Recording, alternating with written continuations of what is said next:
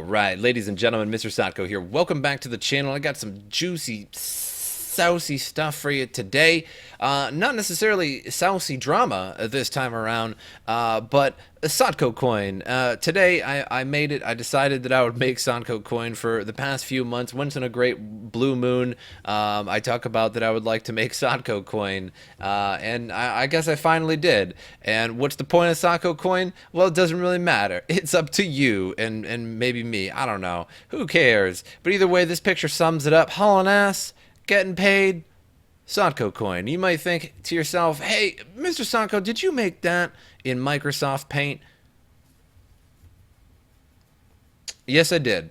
Yes, I did. But if you happen to be a really good graphic designer and you want to be a really nice guy, you can put my picture on a nice gold coin and then wrap hauling ass getting paid around it, and I would really appreciate that. I'm not sure if I can offer you anything, but it'd be fun. So come on, do it. I know you want to.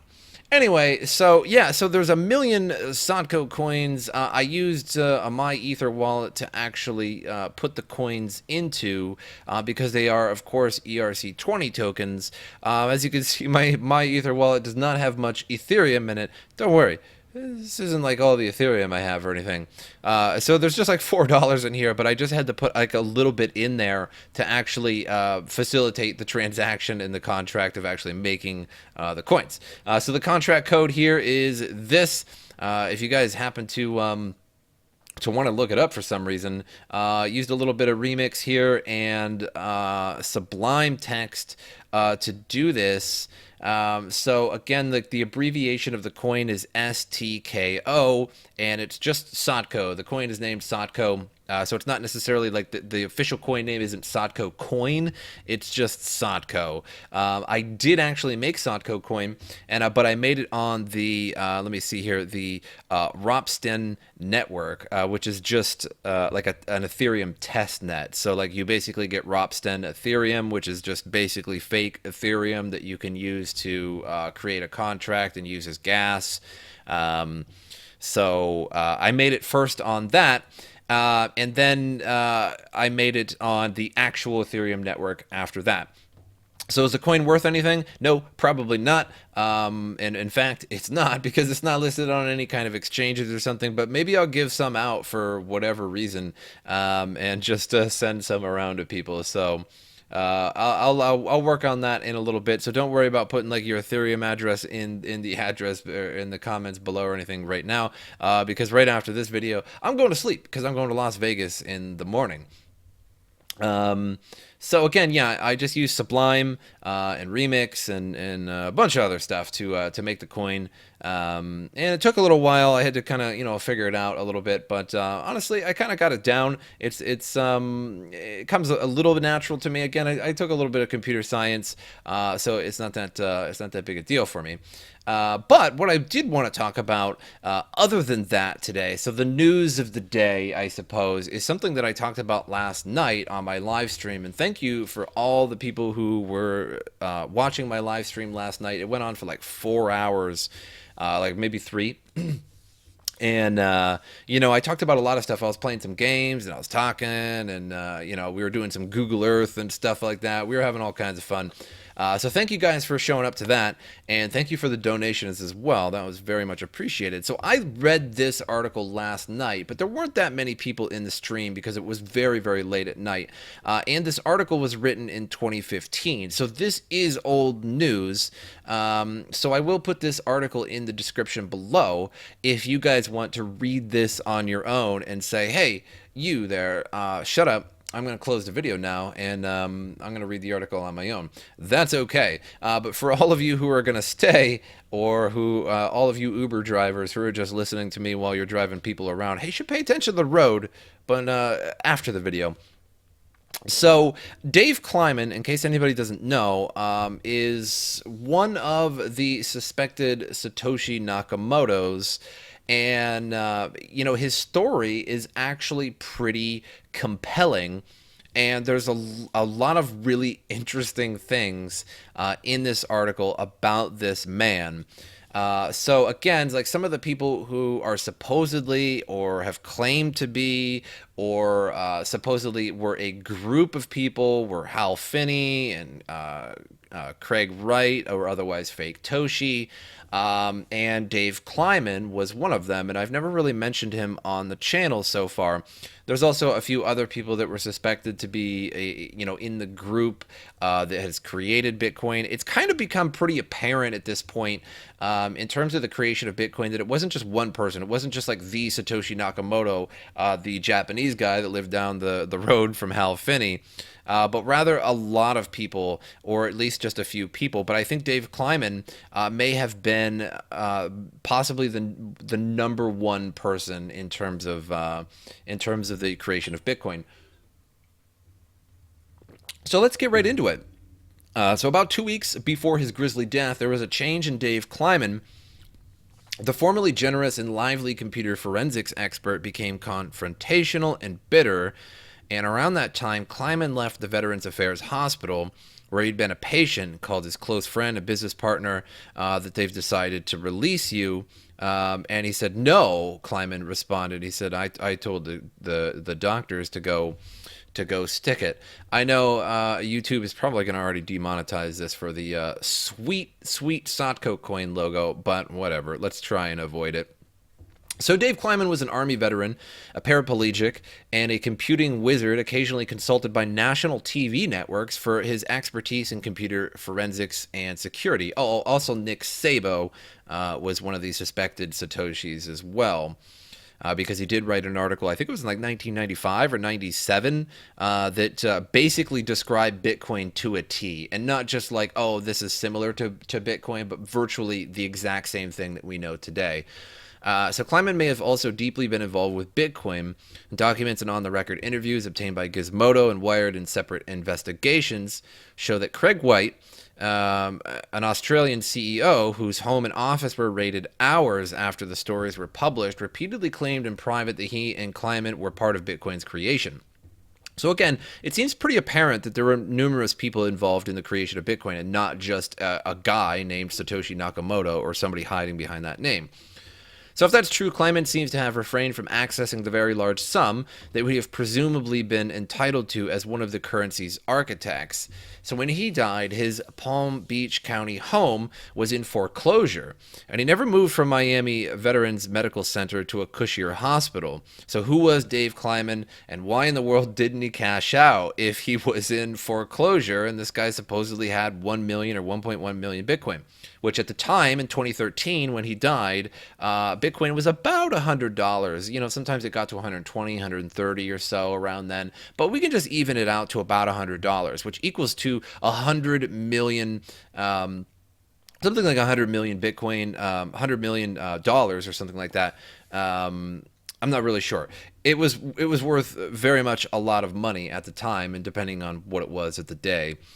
So Kleiman was born in 1967, and according to an obituary, was adopted by Louis and Regina Kleiman of Palm Beach Gardens sometime after that. Regina and Lois, now 94, did not respond to repeated contact attempts.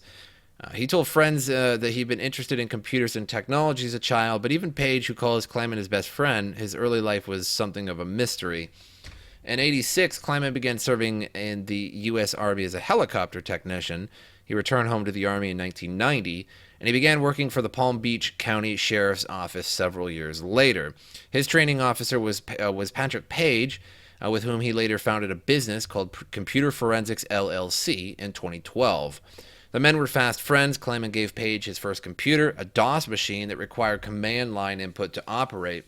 And he would visit Page at his home to help his daughter access games with it before the two went out on patrol. And he says, "Why do you do this job with the knowledge that you have?" Page remembers asking Kleiman while they worked. So it was in the early 1990s, a personal computer revolution was underway, and Kleiman's talent could have yielded a much larger paycheck than what the sheriff's office was offering. Kleiman always responded that it was his dream to work in law enforcement. Then there was the 1995 motorcycle accident, which left Kleiman physically handicapped and wheelchair-bound, and seemed to intensify his interest in computing. It also didn't seem to temper his, I don't even know what that is. French, come on. Photos from after his paralysis show skydiving with a wild grin on his face and two thumbs pointed defiantly into the air, he briefly stayed on with the sheriff's office working in computer forensics before leaving to pursue similar work as a freelancer in the private sector. And honestly, this article just kind of gets better and better. So over the years, Kleiman's reputation as a specialist grew. When he attended conferences, said Carter Conrad, the third partner in Computer Forensics LLC, he was known as Dave Mississippi for the seemingly endless string of three-letter certifications that appeared after his name, which we call the sing-song mnemonic device for spelling the state's name. He appeared on CNN and ABC News and co-authored books about perfect passwords, security threats to businesses, and software arcana. As far as security went, Kleiman practiced what he preached. Page and Conrad recall him type in 40 and 50 character passphrases to access his devices and files, and his home wireless network was so secure that Page found it difficult to get work done while there. He said, dude, I can't load the page. He said at his office this month, imitating his conversations with Kleiman, I can't run this script. So this guy could remember 40 and 50 character passphrases, and that really comes into play later in the article and later, for Bitcoin, because, when you're talking private keys, if you can remember a 40 and 50 character passphrase, you can remember a private key. Perhaps you can remember numerous private keys, and there are people out there with photographic memories or, savants in terms of people that can remember ridiculous amounts of information or recall mathematics. So in the early 2000s, Kleiman began contributing to computer security mailing lists such as those maintained by Security Focus and MrSotko, the latter of which was also used by Satoshi Nakamoto in the early days of Bitcoin. So in late 2010, a friend went to Kleiman's house to check on him, and so it was quite convenient that Satoshi Nakamoto used MrSotko. So, like I said, in 2010, a friend went to Kleiman's home to check on him, found that Kleiman had fallen in the shower and was unable to get up. That friend called fire rescue, and Kleiman was taken to a nearby hospital. For the rest of his life, because of sores that had become infected with MRSA, Kleiman would leave medical treatment centers only occasionally, usually to assist Conrad and Page on a job. Otherwise, the pair would bring discs for examination on their regular visits to their friend, and he would plug away at them when he could. After surgeries, of which he had several, Kleiman was known to return to his computer immediately and begin working. Satoshi Nakamoto presented the framework behind Bitcoin in a paper submitted to the MrSotko list in 2008, and the first iteration of its software in 2009. So again, this Dave Kleiman guy that uses MrSotko and is basically a cryptographic genius, may have named himself Satoshi Nakamoto. Why? That's really uncertain. And what does Hal Finney have to do with this? What does Nick Szabo have to do with this? What does Craig Wright have to do with this? So it's one big, huge mystery. So in the first iteration of its software was in 2009, Bitcoin. So if Dave Kleiman truly helped create it, the work would have happened before his hospitalization and the creation of Computer Forensics LLC when he was working as an independent contractor. An email provided to Gizmodo seems to show Wright asking Kleiman for help with the paper just months before it was published. He said, I need your help editing a paper I'm going to release later this year. I have been working on a new form of electronic money, Bitcash, Bitcoin. It reads, you are always there for me, Dave. I want you to be a part of it all. So perhaps it was Craig Wright's actual idea in the beginning, or I think it was kind of Nick Szabo's idea, because if you read Nick Szabo's article that he wrote in, I think, 1997 or 1998, it's astonishingly similar to Bitcoin. It talks about private keys and public keys and peer-to-peer and, its creation and things like that. So it's astonishingly similar. It just wasn't actually created till 2009. So somebody had this idea long before it was created. So Conrad is more skeptical than Page that their partner was one of the minds behind the internet's greatest money, but both men are adamant that he had the skills to pull it off and the discretion that would have been needed to keep it a secret. The descriptor that Conrad used most frequently in our conversations about Kleiman was compartmentalized. He kept the separate parts of his life separate, and if you weren't already in on his business, he wouldn't likely tell you about it. The descriptor that Page used most frequently was genius. So Kleiman's exit from the Miami Veterans Hospital in 2013 marked the beginning of what Page refers to as a Unabomber period. He holed up in his home and refused to contact from outsiders, including formerly close friends. He was profoundly physically unwell, and at one point he told Page that he was shivering, fighting off a fever, but he would continue to work, though. On another occasion, he said he would call the police if Page continued calling to check up on him. So less than a month later, Dave Kleiman was found dead in his home. According to reports provided by the Palm Beach County Medical Examiner Office, the scene of Kleiman's death was gruesome. His body was decomposing. There were wheelchair tracks of blood and fecal matter, open bottles of alcohol, and a loaded handgun next to him. There was a bullet hole in his mattress, which would seem to suggest suicide or foul play, but no ammunition casings were found, so meaning he might have fired his gun and cleaned it up sometime before dying. So the official cause of death is listed as natural, which is kind of weird after considering all the gruesome death. And Conrad remembers hearing that the MRSA had stopped Kleiman's heart. So the squalor surrounding their partner's death in the final days is the biggest sticking point for both Page and Conrad about the idea that Kleiman was involved with Bitcoin. Though he never asked for money, both men regularly wrote Kleiman checks in hopes of keeping him afloat after his condition worsened. So the documents provided to Gizmodo include what appears to be an unfinished draft of trust. And this is kind of weird.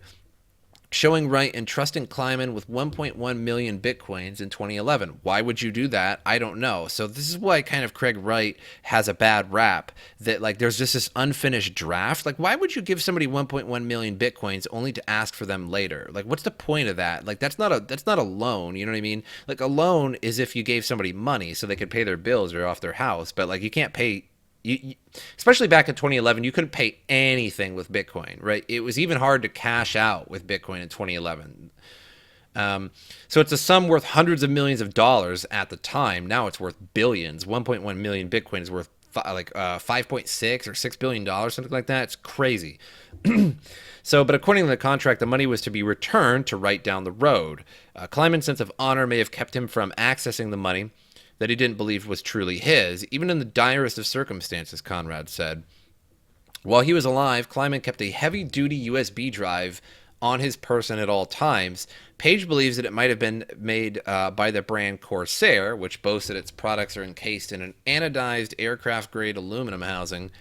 If he really did possess a Satoshi Nakamoto-level fortune, it may be sitting on that hard drive. So according to Page, that drive was passed to Kleiman's brother, Ira, who declined to speak on the record about whether he possessed it. But even if the Bitcoins were there, recovering them wouldn't be nearly as simple as pulling the files from an ordinary USB drive. Kleiman, the consummate security buff, locked down everything he owned with encryption strong enough that even his tech-savvy partners doubt they'd be able to crack it. So if you told me there was $1 million on Dave's computer in this room, I wouldn't even bother trying to look for it, Page said. It would be a waste of time. However, I completely disagree with that last sentence there, because 1.1 million Bitcoin times 100 is well over 100 million Bitcoin. $100 million, excuse me. So that was at the time, and now that's worth $5 billion. So I imagine if you had that USB drive, the internet would go crazy over it, and everybody would be trying to decrypt it. And sooner or later, somebody in the world would decrypt it. I don't care who you are and what kind of decryption you have, or encryption you have, except for the fact of Bitcoin private keys themselves. So now Bitcoin private keys are virtually impossible to just brute force and guess, just because there's so many digits and so many possible combinations. It's pretty much impossible. But I would imagine that somebody would get the encryption of the USB itself sooner or later. I just find it hard to believe that nobody could decrypt it. Whether it takes a year or 2 years or 10 years, like somebody's going to decrypt it. If I had that USB drive, I'd go to like MIT and Harvard. I'd go around to like the professors, like the most seasoned cryptographic professor possible, and be like, hey, can you do this? And then I'd go on to the next one if he couldn't. But I thought that was a really interesting article, and I think, there's Hal Finney and then there's Dave Kleiman, and both passed away, and both were seemingly involved in Bitcoin because Hal Finney received the first Bitcoin. So I find it interesting that Hal Finney was never mentioned in this, because if somebody had to receive the first Bitcoin, and whoever received the first Bitcoin had to have been in contact with other people. So I find it's just a fun mystery. I think the whole internet is kind of wondering who created Bitcoin and when and how. It was pretty clear when it was created, but just everything in between, and the reasoning and everything and the people behind it. But I hope you guys enjoyed this particular episode.